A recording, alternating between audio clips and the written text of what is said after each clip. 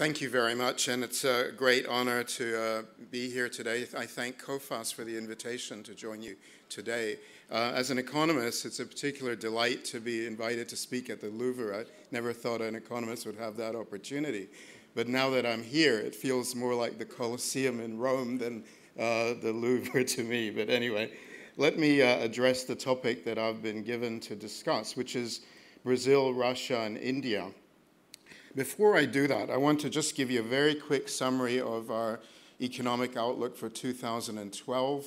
Those of you who may be familiar with IHS know that our modeling is based on the Wharton econometric modeling at WIFA, originated by Professor Larry Klein, who was the Nobel laureate for macro modeling. And so we've got very strong roots in macro modeling. And our global economic team, in terms of their perspectives on the outlook for 2012. I just want to quickly share that before we talk about the BRI in the BRICs. Basically, we don't see a double-dip recession for the global economy in 2012. We do expect a mild recession in Europe with growth of about -1%. But I agree with Yves in his assessment on the U.S. economy. We feel the U.S. economy will show moderate economic growth this year. The corporate sector is extremely strong, with corporate balance sheets holding about $2 trillion of cash, and the housing sector is showing early signs of a very slow recovery, but nevertheless, that's important after years of recession. And then turning to Asia, I think also that in our assessment is that Asia will generally come through this year with relatively resilient performance. And the reasons are three for that. Firstly, as I say, the US, the world's largest economy, is expected to show moderate economic expansion. And we already see in the trade data that there's some slight improvement in the exports to the US. Secondly, we see China still being a relatively strong performing economy this year. Not as fast as last year, but still 8% growth this year. And so therefore, no hard landing in China. This is very crucial for the rest of Asia because there's been a huge transformation in Asia's trade relationships, mainly increasing trade with China over the last decade. And it's very much becoming gradually the most important trade partner year by year for more and more Asian countries. And the third factor, often forgotten, is Japan. Japan had a mild recession last year because of the disaster, but this year we expect a growth rebound of about 2.5% to 3%. And this is also very important because Japan is, of course, the world's third largest economy still. For these three reasons, we expect the Asia-Pacific to do relatively well. But let me now turn to the broader perspective for emerging markets. And when we look at the outlook for the next decade, which you can see on this bar chart here, for all the regions of the world, you can see that our expectations are that the Asia-Pacific emerging markets will be the fastest growing region of the world economy over the next decade. And this is very much because of China and because of India. We expect both these large BRIC economies to be continuing to growing at about 7 to 8% per year over the next decade. And this creates a very strong dynamic for the other emerging markets. And I think when we look at the longer-term perspective, as you can see in these bar charts, the biggest growth in the next decade is going to be coming from the emerging markets of the world. It's the emerging market regions that are outperforming the developed countries. We see for the US relatively moderate economic performance because of the fiscal consolidation that will happen over the next decade. Certainly in Japan, they're going to face a lot of difficulties over the next decade because of aging demographics and very high levels of government debt. After the rebuilding and reconstruction of Northeast Japan, they're again going to confront this issue of how to tackle their very high levels of government debt, and that's going to really restrict their ability to grow. And of course, Europe, as we've heard all morning, is also facing great difficulties over the coming years. I think we're in the middle of a lost decade, basically, in Europe, and there's going to be fiscal consolidation, also problems of aging demographics, and of course the deleveraging of the banking system, which is going to constrain growth.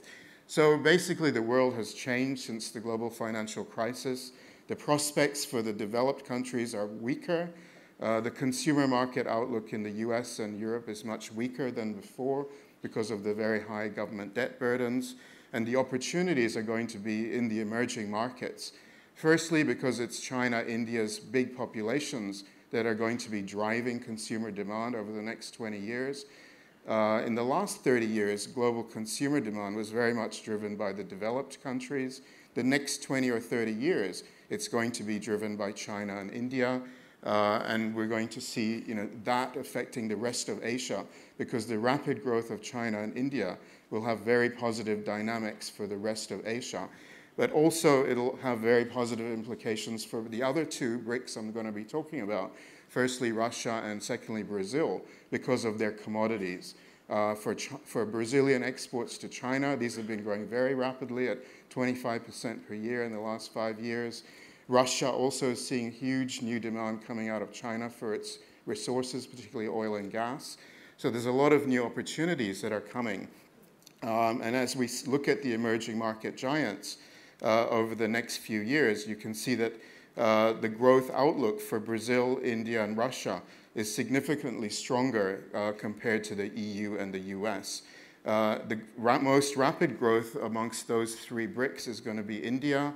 We see that India is actually in a phase where its growth rate can strengthen over the medium to longer term because they have had very poor infrastructure. Their demographics are also young. So the combination of good demographics and a huge new impetus on infrastructure development should help the economy to grow more rapidly over the next 20 years. And of course, it's a huge domestic consumer market that's only really starting to rev up now. I think Brazil is somewhere also in between Russia and India. It's also got very good demographics. It's got a relatively large domestic market that's going to grow quite rapidly. And it's got quite a diversified resources base that will be benefiting from the rapid growth of both China and India. I think Russia is the country that looks a little bit out of step with the other BRICs, because it's facing very significant aging demographic problems, and its economic base is much more limited. The size of its population is the smallest amongst the BRICs, and it's also facing a lot of problems with the population demographics adverse, facing an aging demographic that will affect consumer demand and the outlook. So when we look further out, the prospects for Russia are not as positive in terms of economic growth. What does this all mean for the global economic order? I think we're going to see a very substantial transformation taking place over the next 20 years. Of course, China by far will dominate this picture of the BRICs becoming the largest economy in the world in the next 10 years. But after China, then India is the next big giant that's rising. As you can see in our forecasts, which are benchmarked against Japan, India very much becomes far bigger than the Japanese economy within a time frame of about 15 years, and substantially overtakes Japan beyond that. And also, if you look at Brazil, it catches up with Japan as well over the 20-year time frame. And in particular, it's the rise of the BRIC consumer markets, the rapid growth in real retail sales, particularly in the Asia-Pacific, that's going to be driving the global economy over the next 20 years, far outperforming the EU and US. I've just put in a chart showing auto sales as an example that if you look at the BRIC economies, their auto sales demand actually starts to outstrip the demand from the developed countries within 5 years' time. So just in conclusion, what I want to highlight is the prospects for the BRICs is still very strong. In the financial sector, this is going to create tremendous demand for trade finance in these rapidly developing emerging economies. It's not just the BRIC economies, but all the other emerging markets that are also benefiting from this huge rise in consumer demand from China and India, and many other new frontier economies such as Mongolia, Cambodia, Laos are benefiting from this. It's going to need a huge amount of trade finance, which at the moment Asian financial sector isn't strong enough to provide. So it's a huge opportunity for other parts of the world to provide the necessary trade finance. And just in conclusion, I want to also highlight the problems. It's so far a good story, but I think we also need to be aware of the very significant problems in the business climate in these three BRICs, in Brazil, India, and Russia. If you look at the Corruption Perceptions Index by Transparency International, very severe problems of corruption in all these three countries. And even in terms of the ease of doing business indicators, you can see how very difficult the business climate is in Russia, Brazil, and India, which are all far below China in terms of their ratings, in terms of ease of doing business. So there are a lot of good positives for the BRICs. They're going to do a great deal to be the new engines of global economic growth, but there's also very substantial challenges to confront in many aspects of the business climate in these countries. Thank you very much.